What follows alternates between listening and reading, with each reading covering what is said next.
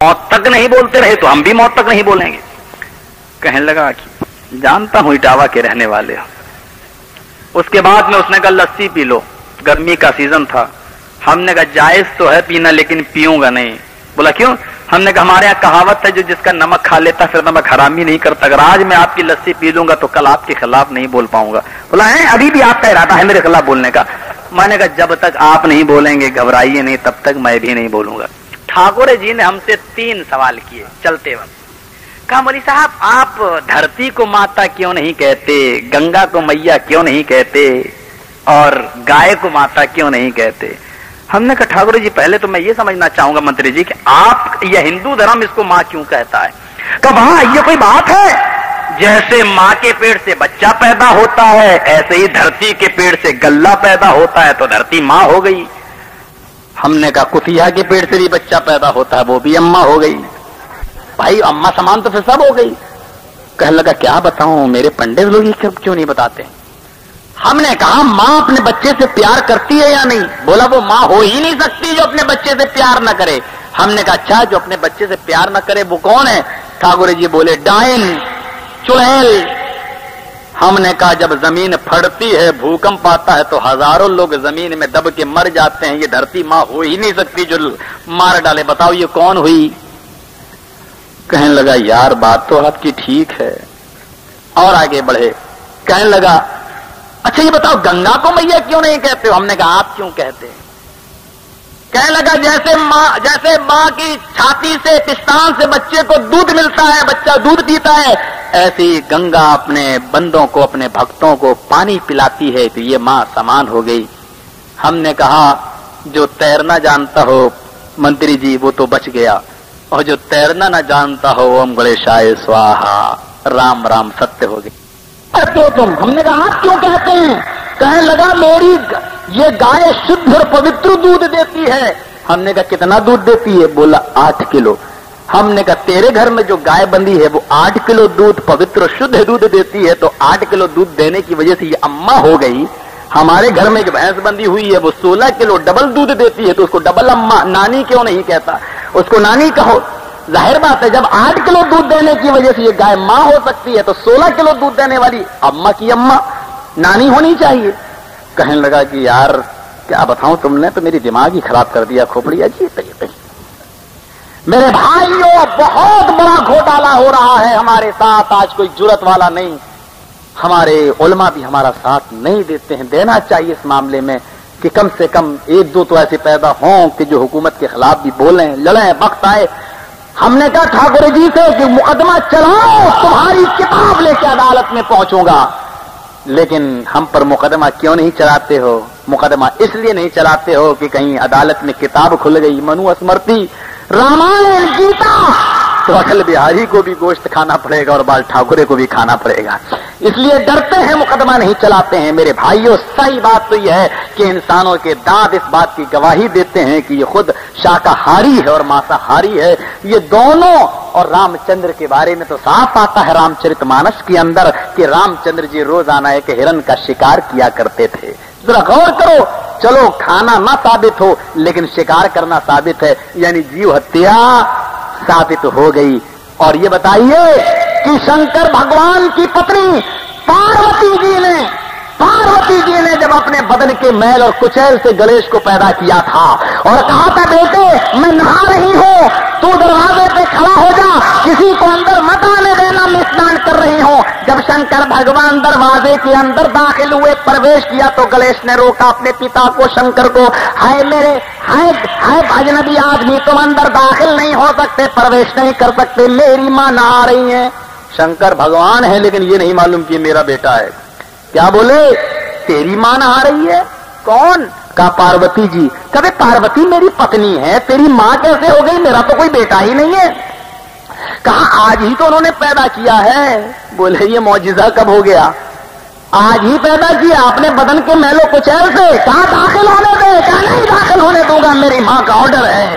तलवार निकाली कि जिस में शंकर भगवान ने हिंदू भाइयों टच करना मुझे, अगर एक राई के दाने के बराबर, चींटी के सर के बराबर भी अगर मैं झूठ बोल रहा हूं, टच करने की इजाजत है, टोकने की इजाजत है। महाभारत के प्रति तत्वों के 8वें खंड के अंदर लिखा हुआ है, महाभारत का हवाला देता हूं। शंकर भगवान ने तलवार निकाली, गणेश की गर्दन मार दी, गर्दन अलग गई जिसे मलक पड़ा है। पार्वती जी बोली मेरे पुत्र को जिंदा करो, मैंने बड़ी मेहनत से बनाया था। पत्नी की जिद मानना पड़ी। शंकर भगवान गणेश जी का सर ढूंढ रहे हैं, कहीं नहीं मिला। कहीं नहीं मिला तो रास्ते में हाथी आ रहा था, उस हाथी का सर काटा और गणेश जी के लगा दिया। गणेश जी जिंदा हो गए। जरा गौर करना, गणेश की खोपड़ी तो मिली नहीं, हाथी का सर लगा दिया। और जब मैं संस्कृत से बीए कर रहा था अलीगढ़ मुस्लिम यूनिवर्सिटी के अंदर, मुझे मालूम है मेरे भाइयों कि बायोलॉजी के अंदर मुझे पढ़ाया गया, साइंस पढ़ाई गई, तो उसमें ये लिखा हुआ है कि जाहिर बात है ये जो माइक आप देख रहे हैं इसके अंदर आप कोई बोल्ट कसेंगे तो इतना ही बड़ा होना चाहिए ना भाई। इसके अंदर आप गिलास डालेंगे तो आ जाएगा, क्योंकि गिलास का होल बड़ा होता है और ये छोटा। लेकिन किसी छोटी चीज में बड़ी चीज आप डालेंगे तो छोटी चीज उसके अंदर आ जाएगी। अब हाथी के सर का होल इतना बड़ा और गणेश जी की गर्दन इतनी बड़ी, अब ये बताओ कि चिपक कैसे गई, उसके अंदर बिल्कुल फिट कैसे आ गया। बायोलॉजी मानने से इनकार कर रही है, साइंस मानने से इनकार कर रही है। अब ये कहो कि ये शंकर भगवान की करामत थी, तो फिर शंकर भगवान की करामत तो ये होना चाहिए था कि शंकर भगवान गणेश जी का असली सर ढूंढ के लाते। यानी वो करामत नहीं आ पाई, ये करामत इन्होंने कर दी। यानी यहां बाप ने बेटे की गर्दन काट दी और बाप के बेटे का काटने का हुक्म कुरान में भी मिलता है। हजरत इब्राहिम ने इस्माइल अलैहिस्सलाम की गर्दन पे छुरी चलाई। जरा देखना यहां बात क्या है। बात यहां ये की गई कि जब छुरी चलाई जा रही थी तो अल्लाह ने हुक्म दिया है छुरी मेरे बंदे इस्माइल पर मत चलना। तो हिंदू भाइयों ने सोचा कि वहां मुसलमानों के नबी की छुरी इस्माइल पर नहीं चली, वो कत्ल नहीं हुए, वो कटे नहीं और मेरे गणेश भगवान कट गए। ये बात जब मुसलमान सुनेंगे तो उनको हमें बड़ी तो इहानत की नजर से, जिल्लत की नजर से देखेंगे कि देखो शंकर भगवान ने तलवार मारी और गर्दन कट गई और यहां तो तलवार छुरी चलाई और गर्दन ही नहीं कटी। तब उन्होंने हाथी के सूंड के काटने का जिक्र किया है। वह हाथी को ज़िबा किया गया, हाथी को काटा गया और उसका सर लाकर गणेश को जिंदा किया गया। यहां हाथी के कटने का जिक्र है, वहां जन्नत से दुम्बा उतार कर दुम्बे को छुरी से ज़िबा करने का जिक्र है।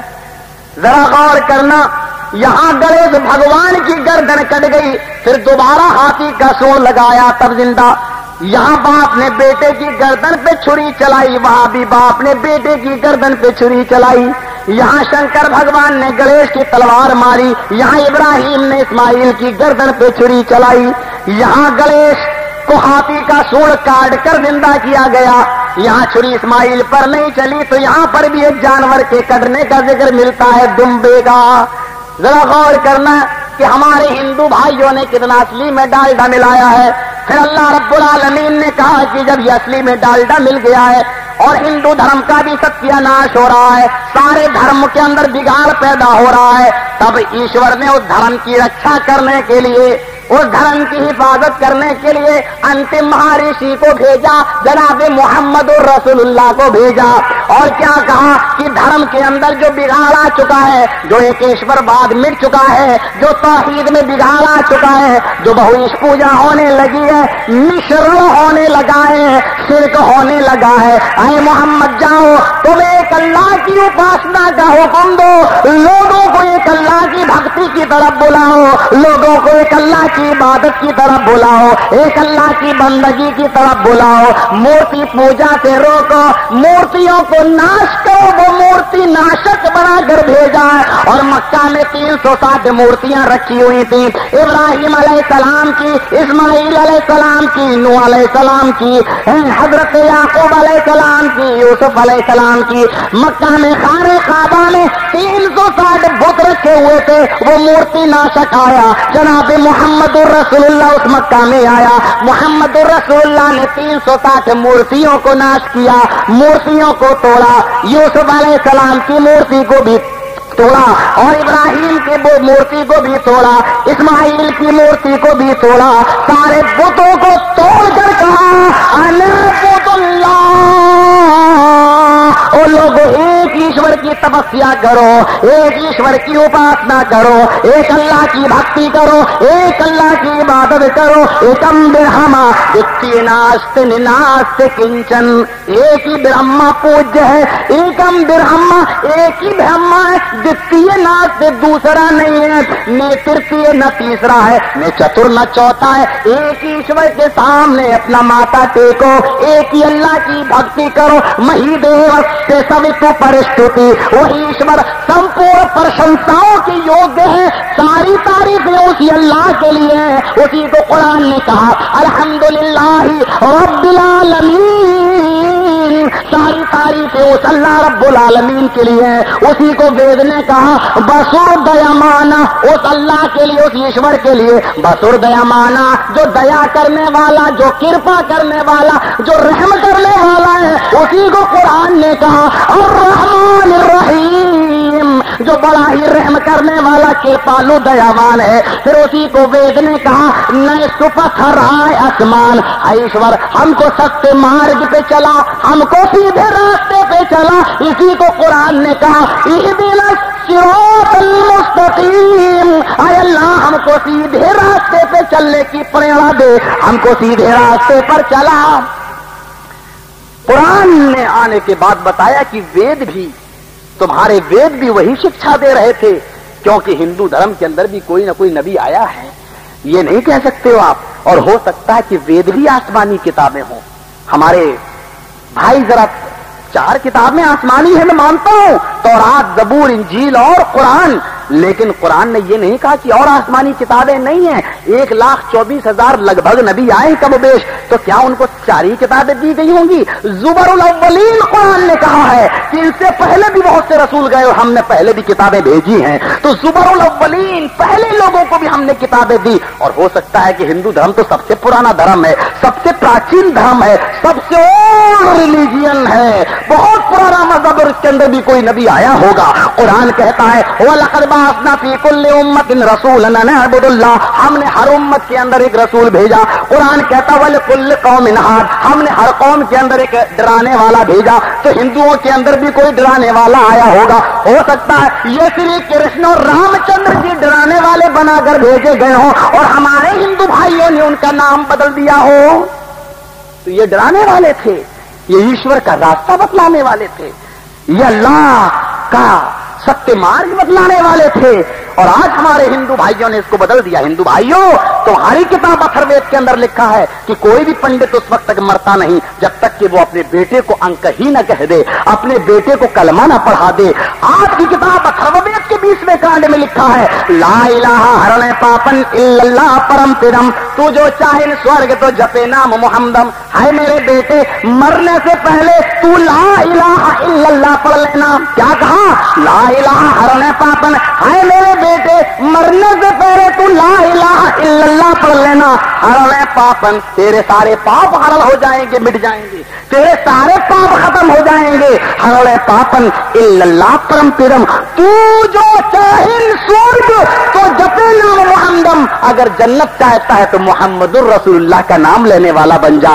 اگر جنت چاہتا ہے تو محمد کی اطاعت کرنے والا, فرما برداری کرنے والا بن جا. میرے ہندو بھائیوں, بڑے پریم سے کہتا ہوں, تم میرے بھائی ہو. آپ کی کتاب کہہ رہی ہے, اور کیا کہتی ہے سنو گے؟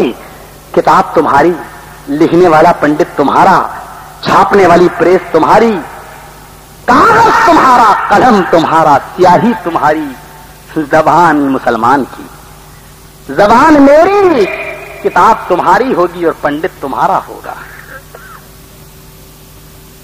اجیان ہیتو کرت محمد محمد اندھکارم ناشم ودھایم ہتدودیت وویک. او لوگو, محمد نامی آدمی دھرتی پر پدھارے گا. یجروید میں لکھا ہے کیا؟ محمد اندھکارم ناشم, محمد نامی آدمی آئے گا, अंधिकारम नाशम, वो अंधेरे को नाश करेगा, अंधेरे को खत्म करेगा। यानी कौम में, समाज में, मुआशरे में, सोसाइटी में, गांव में जो बुराइयां होंगी उन बुराइयों को वो अंतिम महर्षि खत्म कर देगा। अंधिकारम नाशम विधायम हितदोदयति विवेका, अंधेरे को मेटने वाला, अंधेरे को खत्म करने वाला, जुल्मत को मेटने वाला, तारीकी को मेटने वाला, खत्म करने वाला मोहम्मद होगा। आप देखिए इस वक्त हिंदुस्तान के अंदर अगर 25 मर्द हैं तो 75 औरतें हैं, यानी लड़कियों की तादाद लड़कों की बनिस्बत ज्यादा है। अगर एक लड़का है तो 3 लड़की, 25 मर्द हैं तो 75 औरतें। अब ये बताइए, अगर एक आदमी एक औरत से शादी कर ले तो 25 मर्दों को 25 औरतें मिल जाएंगी, 50 औरतें कहां जाएंगी?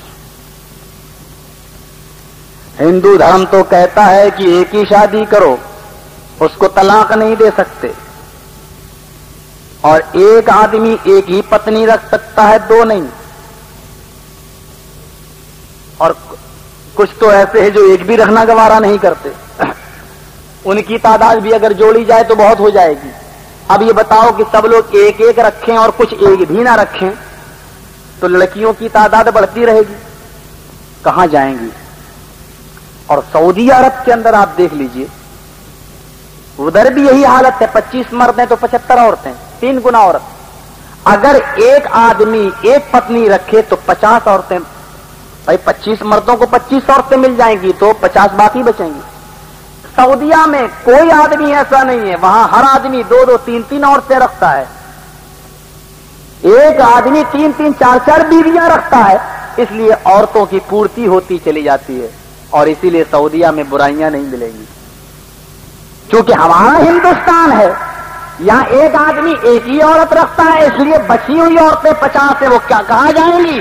कुछ बियर बार में नाचेंगी, कुछ चकलों पे जाके जिस्म बेचेंगी, कुछ कोठों पे जाएंगी, कुछ रोडवेज और स्टेशनों पर ग्राहक ढूंढेंगी, और अटल बिहारी जी का लाइसेंस उनके साथ है। क्यों? वो ये कह नहीं सकते कि तुम शादी करो, क्योंकि लड़कियां फौरन जवाब देंगी तुम भी तो कुंवारे हो, तुम क्यों नहीं कर लेते मेरे साथ शादी? जरा सोचो मेरे भाइयों, अटल बिहारी जी का लाइसेंस उनको मिल रहा है बाकायदा जिस्म बेचने वालों, जिस्म बेचने का, और हमारी ये खाकी वर्दी वाले, ये खाकी वर्दी वाले, इन्होंने कानून की वर्दी पहनी, इन्होंने देशभक्ति का चोला पहना है। ये वर्दी इस बात की अलामत है कि मेरी जान जा सकती है देश के खातिर, लेकिन वर्दी पर हम कोई आंच नहीं आने देंगे, ये कसम दी जाती है, सौगंध दिलाई जाती है।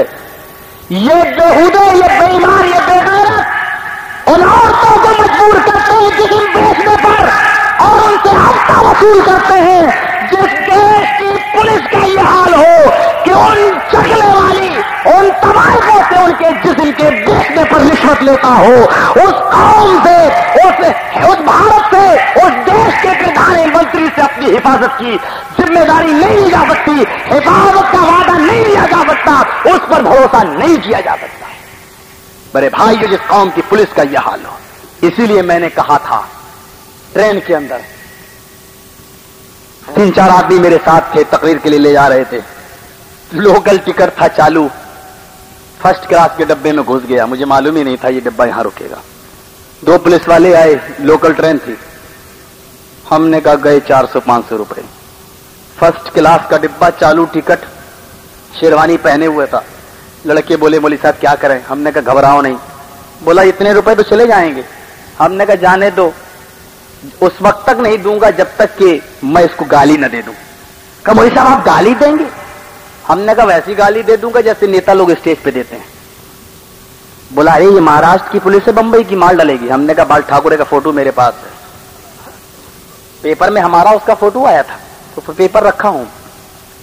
तो उसने कहा कि यार हमें तो लड़ाई का डर लग रहा। हमने कहा आने दो, آنے تو کچھ کہوں گا، جب 400-500 روپے جا ہی رہے ہیں ان کو رشوت دینا ہی ہے تو کچھ کہہ کے دوں گا. وہ آیا گرجدار آواز میں بولا، کہاں جا رہے ہو آپ لوگ؟ ہم نے کہا سر سسرال جا رہا ہوں. سسرال تو سمجھتے ہی ہوں گے آپ لوگ. سسرال جا رہا ہوں. کہنے لگا سسرال؟ تم لوگ یو پی کے نظر آتے ہو، سسرال جا رہے ہو یہ بمبئی میں؟ ہم نے کہا کیوں، راجیو گاندھی کی سسرال امریکہ میں ہو سکتی ہے تو ہماری سسرال بمبئی میں نہیں ہو سکتی، کیا بات کر رہا ہے؟ کھارے وی آئی پی اٹیچی، ہماری پاس وہ اٹیچی ہے دبئی کے ایک شیخ نے مجھے دی تھی، جو چور لے کے بھاگتا ہے تو بولتی ہے چوں چوں چوں چوں، گھر رکھ کے آیا ہوں اس کو، تو وہی اٹیچی میرے پاس تھی. بولا وی آئی پی اٹیچی ہے، مجھے تو SIS کا ایجنٹ لگتے ہو پاکستان کے، کھول کے دکھاؤ کیا اٹیچی میں. ہم نے کہا سر بیوی کو لڑکا ہوا تحفہ لے کے جا رہا ہوں. کہ بیوی کو لڑکا ہوا تحفہ لے کے جا رہے ہو؟ کہ کھولو تو دیکھوں کیا ہے تحفہ. ہم نے سر نظر لگ جائے گی مت دیکھیے آپ. کہا بھائی بیوی کو لڑکا کب ہوا جی، کب تمہاری شادی کب ہوئی؟ ہم نے کہا سر ایسے ہی 2 مہینہ ہوا ہے. کہا بے پاگل 2 مہینہ ہوا ہے کہ 2 سال ہوا ہے؟ ہوش میں بول رہے ہو کہ نہیں بول رہے ہو؟ ہم نے کہا سر نہیں 2 مہینہ ہوا ہے. کبھی 2 مہینے میں بھی کہیں لڑکا پیدا ہوتا ہے؟ بیوقوف بناتے ہو مجھے. ہم نے کہا سر بڑے امیر گھر کی لڑکی تھی، میں نے پوچھا نہیں، جانے دو. کہا بے کمینے بے ایمان، گالی دیا اس نے ماں بہن کی. کہا بے ماں بہن کی الٹی سیدھی گالی دیتا. بولا سالے 2 مہینے کا بچہ ہے، حرامی کا ہوگا، کسی کا 2 مہینے میں کہیں بچہ پیدا ہوتا بے حرامی کا لڑکا ہے وہ. ہم نے کہا سر جانے دو، حرام کی اولاد ہوگی پولیس میں بھرتی کر دوں گا. ہم نے کہا حرامی کا بیٹا ہوگا پولیس میں بھرتی کر دوں گا. بولا اس نے کہا میرا چہرہ دیکھ کر کہ بھائی یہ تو میرے ہی منہ پہ، پولیس والوں کے منہ پہ حرامی حرامی ہم لوگ کہہ رہا ہے، اس کا مطلب یہ کوئی اونچے پوسٹ پہ ہے. 1 پیسہ نہیں لیا، خود ہی اگلے اسٹیشن پہ دوسرے ڈبے میں چلا گیا، ہم لوگوں سے کچھ نہیں بولا. ہم نے کہا چلو اللہ تیرا شکر ہے. منو اسمرتی میں لکھا ہے ہندو دھرم کی کتاب کے اندر، جو رشوت کھائے گا اس کو کتے کا جنم ہوگا مرنے کے بعد. ہندو دھرم میں ہے نا کتا بلی چوہا گدھ لکڑہارا سب بنے گا. ہم نے تو کہا تھا ٹھاکر جی سے پرارتھنا کرنا کہ ایشور ہمیں مرنے کے بعد کتا بلی چوہا بنا دے. بکرا بن گئے تو مسلمان نہیں چھوڑیں گے، جنم میں تم پریشان کر لو، اگلے جنم میں ہم پریشان کریں گے. ہم نے کہا تھا ٹھاکر جی ایشور سے پرارتھنا کرنا ایشور سور بنا دے، وہ گوارا ہے کیونکہ بھنگی تجھے کھا لے گا، لیکن مرغا بن گیا اگلے جنم میں تو ہم نہیں چھوڑیں گے. ویسے ہی مولوی ہوں، مولوی مرغا زیادہ کھاتے ہیں. ٹھاکر جی بولا کیا کروں یار، اس جنم میں بھی پریشان، اس جنم میں بھی پریشان. اس جنم میں تو ہمیں ستا لے، اگلے جنم میں ہم تجھے ستائیں گے، جائے گا کہاں بچ کر. تو یہ ہندو دھرم کے اندر ہے، جو رشوت کھائے گا اس کو کتے کا جنم ہوگا. منو اسمرتی میں ایک جگہ لکھا ہوا ہے جو جوا کھیلے گا اس کو بھینس کا جنم ہوگا. دنیا میں جتنی آپ بھینسیں دیکھ رہے ہو نا، یہ پہلے مرد تھے، یہی نا مطلب ہوا. انہوں نے جب جوا کھیلا ہوگا تب ان کو بھینس کا جنم ملا ہے. ایک جگہ منو اسمرتی میں لکھا ہے کہ کسی لڑکی پر بری نظر ڈال کر دیکھو گے تو مرنے کے بعد تمہیں بھی لڑکی کا جنم ہوگا. یعنی کسی لڑکی پر بری نظر ڈالو گے تو مرنے کے بعد تمہیں بھی لڑکی کا جنم ہوگا. ہم نے کہا دنیا میں جتنی بھی لڑکیاں عورتیں دکھائی دیتی ہیں یہ سب پہلے مرد تھے، انہوں نے لڑکیوں کو دیکھا ہوگا تب ان کو لڑکی کا جنم ہوا ہے. اب دنیا میں اگر کوئی آدمی کسی لڑکی کو غلط نظر سے نہ دیکھے تو پتہ یہ چلا کہ لڑکی کا جنم ہی نہیں ہوگا، بچہ بال ٹھاکرے پیدا کرے گا. سوچو کتنا گھوٹالا ہوا ان کتابوں کے ساتھ، کتنا گھوٹالا ہوا ان کتابوں کے ساتھ. اور ہندو دھرم سے پوچھو، ہم عیسائیوں سے پوچھتے ہیں کہ تمہاری انجیل کون لایا، جواب دیتے ہیں عیسیٰ علیہ السلام پر اتری ہے. ہم یہودیوں سے پوچھتے ہیں کہ تورات اولڈ ٹیسٹامنٹ کس پہ اتری ہے، وہ جواب دیتے ہیں کس پہ اتری ہے، موسیٰ پر. ہم ان سے پوچھتے ہیں داؤدیوں سے زبور کس پر اتری، کہتے ہیں داؤد علیہ السلام پر. ہم مسلمانوں سے پوچھتے ہیں کہ یہ بتاؤ کہ تمہارے اوپر یہ قرآن جو آیا ہے یہ قرآن کس پر اترا، یہ جواب دیتے ہیں جناب محمد رسول اللہ پر. عیسائیوں کو معلوم ہے کہ میرا انجیل عیسیٰ لے کر آیا، یہودیوں کو معلوم ہے کہ تورات موسیٰ لے کر آیا، مسلمانوں کو معلوم ہے کہ قرآن محمد رسول اللہ صلی اللہ علیہ وسلم لے کر آئے. اب ہمارے بھائیوں سے پوچھو، ہم ہندو بھائیوں سے پوچھتے ہیں کہ اب یہ بتاؤ کہ تم کہتے ہو کہ وید بھی آسمانی کتاب ہے، یہ وید کون لے کر آیا؟ دیکھو جو لوگ جا رہے ہیں ان کو جانے دو، بار بار پیچھے مڑ کے نہ دیکھو، آپ اپنا کام کیجیے، وہ اپنا کام کر رہے ہیں۔ تو ہندو بھائیوں سے پوچھو کہ آپ کی یہ کتاب کون لے کے آیا؟ میں دعوے کے ساتھ کہہ سکتا ہوں، یہاں بیٹھا ہوں، اگر یہ بھج کا علاقہ کہلاتا ہے میرے بھائیوں، یہ سمراسر گاؤں کے اندر میری آمد پہلی بار ہوئی ہے، شاید یہ ڈسٹرکٹ بھج میں پڑتا ہے، پورے بھج کے پنڈتوں کو میں چیلنج دیتا ہوں، سمراسر کے پنڈت اگر جواب نہ دے پائیں تو بھج کے پنڈتوں کو بلا لیں، اور بھج کے پنڈت بھی جواب نہ دے پائیں تو گجرات کے پنڈتوں کو اکٹھا کر لیں، اور پورے گجرات کے پنڈت بھی نہ بتا پائیں تو پورے ہندوستان بھارت کے پنڈتوں کو اکٹھا کر لیں، اور منت اور ضمانت کے طور پر اٹل بہاری جی سے کہتے ہیں کہ جتنے پنڈت ہوں وہ زمین کی تہ سے کھود کھود کر زندہ کریں، سارے پنڈتوں کو اکٹھا کر لو اور ان سے پوچھو کہ تمہاری یہ وید جو آکاشی کتاب کہتے ہو، یہ وید لانے والا اوتار کون ہے؟ آج کوئی پنڈت اس بات کو ثابت ہی نہیں کر پائے گا، وہ بتا ہی نہیں سکتا کہ وید کس نبی پر اترا، کون سا اوتار اس وید کو لے کے آیا۔ تو جو قوم جو دھرم وید کے لانے والے نبی کو بھول گیا ہو، اس نے ان کی کتابوں کے ساتھ کتنا کھلواڑ کیا ہوگا، خود آپ اس بات کا اندازہ لگا سکتے ہیں۔ میرے بھائیوں، میں عرض یہ کرنا چاہتا ہوں کہ اسلام نے ایک مرد کو 3 4 عورت کے رہنے کی اجازت دی ہے، صرف اسی مقصد سے اجازت دی ہے تاکہ تمہاری نسل بڑھے، اور ہم قیامت کے دن اپنی امت کو دیکھ کر، ان کی تعداد کو دیکھ کر میں فخر محسوس کروں۔ یہ فیملی پلاننگ کا منصوبہ آج ہمارے یہاں زیادہ چل رہا ہے، ہندوستان کے اندر بھی یہ فیملی پلاننگ کا منصوبہ چلتا ہے۔ سمجھ رہے ہیں آپ؟ فیملی پلاننگ کہتے ہیں کہ بچہ رحم مادر میں ہوتا ہے، بچہ ماں کے پیٹ کے اندر ہوتا ہے، اور ہماری مائیں، ہماری بہنیں اس بات سے ڈرتی ہیں کہ اگر یہ بچہ پیدا ہو گیا تو یہ کھائے گا اور اولاد بڑھے گی، یہ فقر و فاقے کی نوبت آ جائے گی، غریبی کی نوبت آ جائے گی۔ اللہ کہتا ہے کہ جب بھی میں کسی بندے کو جنم دیتا ہوں اس دھرتی کے اوپر تو اس کی روزی کا بھی میں انتظام کر دیتا ہوں۔ او میری ماں اور بہنوں اور میرے بھائیوں جنہوں نے وتھ پلاننگ کے ساتھ فیملی پلاننگ کا منصوبہ بنایا ہے، تم اللہ کی تخلیق کے اندر تبدیلی کر رہے ہو، اللہ کی تبدیلی کو، اللہ کی تخلیق کو بدل رہے ہو۔ اللہ جس کو وجود بخشنا چاہتا ہے تم اس کو ختم کر رہے ہو۔ جانتے ہو اس کا گناہ کیا ہوگا؟ جانتے ہو اس کا گناہ کیا ہوگا؟